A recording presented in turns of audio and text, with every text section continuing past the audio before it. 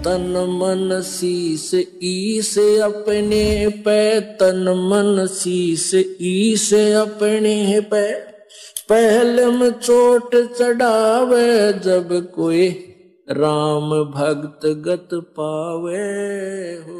रोग से दुखी है, कोई और अन्य शोक है उसको, या कोई अन्य प्रॉब्लम उसके ऊपर आई हुई है, तो आपके लिए वो दुख, आपके लिए वो प्रॉब्लम, आपके लिए वो रोग एक वरदान सिद्ध होगा यदि इस मार्ग पर आप डटे रहे।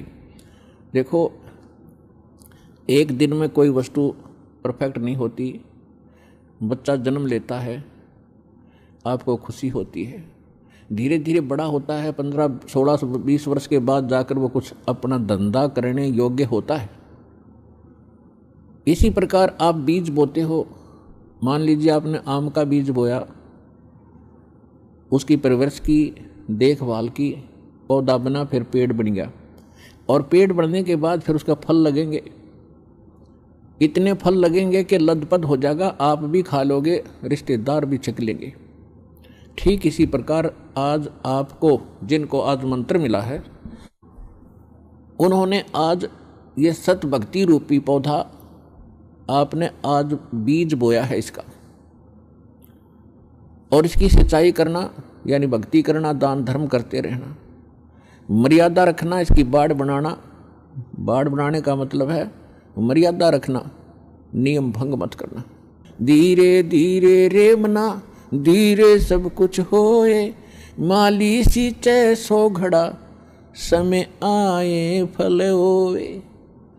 जैसे माली का मतलब है जो उस प्रोसेस से परिचित, उसका विद्वान है, बाग बगीचे लाने वाला, वो बीज बोता है और उसमें सैकड़ों पानी घड़े डालता है, वाटर पानी के, और धीरे धीरे वो बड़ा होता है।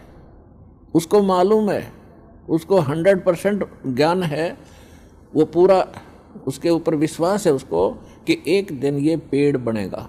अगर मैं इसकी सुरक्षा ठीक रखूँगा, इसको रोग से बचा कर रखूँगा, और बड़ा होने बाद से फिर देखना मेरे वारे न्यारे कर देगा। तो ठीक इसी प्रकार ये राम नाम का आज ये सच्चा बीज बोया है। आज तक तो आपको आम का नाम लेकर बबूल का बीज बुआ रखा था, और उस बबूल यानी किक्कर की डंडी की आप खूब सेवा भी कर रहे थे। तो बबूल कहता बबूला लगेंगे, आम नहीं लग सकते। भक्ति भी करते थे, ऋषि महर्षि भक्ति खूब करी, जीवन गाल दिए, राज भी त्याग के भगवान के लिए जंगल में जा बैठे। लेकिन वो आम का पेड़ ना होने से, आम का बीज ना बोने से बबूल का बीज बो लिया, उनमें सिद्धियाँ आ गई। आन उपासना करते रहे, पूर्ण परमात्मा की भक्ति ना करके काल भगवान ब्रह्म या ब्रह्मा विष्णु महेश तक की भक्ति करके उन्होंने बबूल का बीज बो के बबूल ही प्राप्त किया। उदाहरण के लिए हिरण्यकशिपु ने ब्रह्मा जी की साधना करके बबूल का पेड़ बोया, और क्या मिला उसको? सिद्धियाँ आ गई। ये समझ बैठा कि मैं भगवान बन गया, और कैसा जीवन नाश हुआ उस व्यक्ति का। ऐसे ही रावण ने बबूल बोया था भगवान शिव की भक्ति करके, और क्या प्राप्ति हुई? सिद्धियाँ होगी, रिद्धि आ गई, सोने के महल बना लिए, आकाश में उड़ जाने की शक्ति आ गई, और कुबद को मारकर सर्वनाश करा के गया। तो पुण्यात्माओं, इसी प्रकार विष्णु जी की साधना करने वाले ये भी शास्त्र विरुद्ध साधना करके अपना जीवन नाश करते हैं, क्योंकि शास्त्र विधि को त्याग कर जो मनमाना आचरण करते हैं उनको न सुख होता है, न कोई सिद्धि होती है, यानी सत साधना की सिद्धि, और न ही उनको कोई उनकी गति होती है, जिस कारण से ये भक्ति करके भी अपना जीवन व्यर्थ ही कर गए।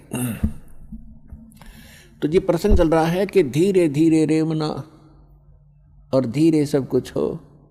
आज नाम लिया है, किसी ने 6 महीने हो गए, किसी ने सतनाम मिल गया है, किसी को प्रथम मंत्र मिला है, और किसी ने 10 महीने हुए हैं, किसी ने 1 वर्ष हो गया, किसी ने 2। जिन भक्तों को 1 वर्ष से ज़्यादा हो गया, 2 वर्ष हो गए हैं, आज उनके सुख सुनना, उनके मुंह का थूक सूख जाएगा अपने सुख बताते बताते। इतने सुख देता है परमात्मा। और कुछ अनजान कहते हैं जी मैं 4 बार आ लिया, गणिया कोई लाभ सा विशेष नहीं हुआ। ये उसके लिए प्रार्थना है कि धीरे धीरे रे मना, धीरे सब कुछ हो। माली सींचे 100 गड़ा समय आए फलो। और दूसरा कारण ये होता है, सतगुरु के दरबार में भाई कमी कहे की ना, अनसा मौज नहीं पावता है तेरी चूक चाकरी। इस सच्चे दरबार में किसी चीज की कमी नहीं है। यदि आपको कोई राहत परमात्मा से नहीं मिल पा रही है तो आपका कनेक्शन ठीक नहीं है।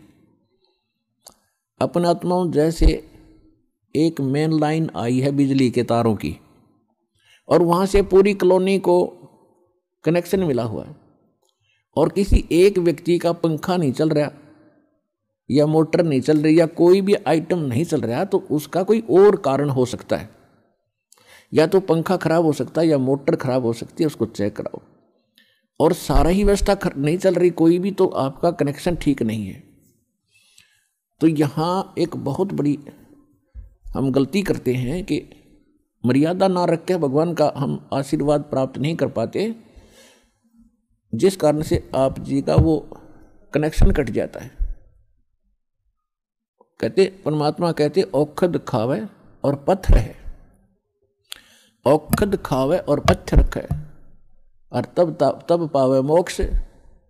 जैसे दवाई लेते हैं, औषधि लेते हैं, तो उसके साथ कुछ परहेज भी होते हैं। तो इस मार्ग में परहेज कंपलसरी है परमात्मा के इस मार्ग में। और परहेज वही हैं जो हमने वैसे ही ना करने चाहिए। बीड़ी, शराब, मांस, तम्बाकू, अन्य देवताओं की पूजा, ये तो वैसे ही ना करनी चाहिए। बताओ और परहेज क्या है? तो इस करके ये तो अवश्य रखने ही पड़ेंगे यदि आपने भगवान से लाभ लेना है और मोक्ष प्राप्ति करनी है। तो कहने का भाव ये है कि नाम जिन्होंने ले लिया धीरे धीरे सब काम होंगे। थोड़ा समय दो दाता को, इतने उतावले ना हो। जैसे एक कहता है जी मैंने नाम लिया, मेरा सारे सुख हो गए, तो इसके। और दूसरा कहता है जी मैं 4 बार आ चुका हूँ, अभी तक विशेष राहत मिली नहीं है। पुणात्माओं, ये परमात्मा का मार्ग है, इसके लिए आपने ये ध्यान रखनी पड़ेंगी जो बातें दास बता रहा है। अब जैसे किसी का कोई रोगी है और उसको एक्सीडेंट हो गया किसी का, और उससे ब्लड निकल रहा है, रक्त, और उधर से टांग टूट गई, उस पीड़ा भी बहुत घनी हो रही है, तो डॉक्टर सबसे पहले उस स्थान को ऑपरेशन या किसी कारण से ठीक करेगा जहाँ से ब्लड निकल रहा है। अगर उसका ब्लड निकल गया तो ना मृत्यु हो जाएगी, और वो उस तरफ ध्यान नहीं देगा कि टांग टूट रही है और ये रो रहा है, चिल्ला रहा है कि मुझे पीड़ा है।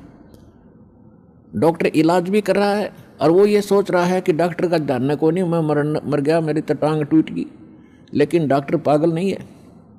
डॉक्टर पहले देख रहा है कि ये करना आवश्यक है, ये टांग तो बाद में जुड़ जाएगी, इस तरह मरा नहीं गा ये। तो इसी प्रकार आपके जिन्होंने दीक्षा ले ली है और जिनके ऊपर कोई ऐसी आपदा आनी है कि आपकी मृत्यु होनी हो, तो पहले परमात्मा उस मृत्यु को रोकेगा। बाकी संसारिक सुखता फिर आपका ढेर लगा देगा, आपका जीवन एक्सटेंड हो गया था। तो इस बात को आप ध्यान रखना, यह कोई बालकों का लेख नहीं है, और इतने एक मनुष्य जीवन का मिलना हंसी खेल नहीं है। एक सांस भी मनुष्य जीवन की मिलना आपको बालकों का खेल नहीं है, और ये आपको 100-150 वर्ष एक्सटेंड कर देता है। ये परमपिता, ये पूर्ण परमात्मा है। तो पुण्यात्माओं, इन बातों पर ध्यान रखना जो दास आपको गाइडलाइन बता रहा है। तो इस प्रकार जिनको राहत नहीं मिल रही है वो ये ना सोचो भगवान का ऑपरेशन चालू नहीं है। आपके उन संकट निवारण के लिए परमात्मा उसी दिन सक्रिय हो जाता है जिस दिन आप इस ज्ञान को पढ़कर या ज्ञान को सुनकर और हृदय से पुकार लेते हो, परमात्मा हम आपके हो लिए, आपके बगैर मुझे कुछ दिखाई नहीं देता है। और कब बुलाओगे उसी दिन से परमात्मा आपको अपना मान लेता है, क्योंकि ये आत्मा का साथी है। आत्मा इसका अंश है, चाहे वो किसी धर्म में है, चाहे किसी मजहब में है, या किसी प्राणी के शरीर में है, कुत्ते गधे सूअर के शरीर में है। तो ये परमात्मा उसी दिन से आपको स्वीकार कर लेता है यदि आप हृदय से पुकारते। और जिस समय नाम ले लेते हो फिर तो बात तक खत्म हो जाती है कि आपके कोई सुनवाई ना हो या आपके संकट दूर ना हो। उसके लिए यही कारण हो जाता है कि परमात्मा पहले वो संकट टालेगा जो तेरी जान को जोखिम करेंगे। आपको जीवन एक्सटेंड करके फिर धीरे धीरे धीरे सारे आपके सभी कार्य, आवश्यक कार्य जो होंगे सारे ठीक करेंगे। देखो ये भक्ति मार्ग है। यदि आप यहाँ आते हो बरवाला आश्रम में, तो आपको सबसे पहले ये उद्देश्य बनाना होगा कि मुझे मोक्ष चाहिए। और जो ये कहते हैं मैं फैक्ट्री लाऊं, मैं मंत्री बनूं, एमएलए बन जाऊं, मेरा आशीर्वाद दे दो गुरुजी,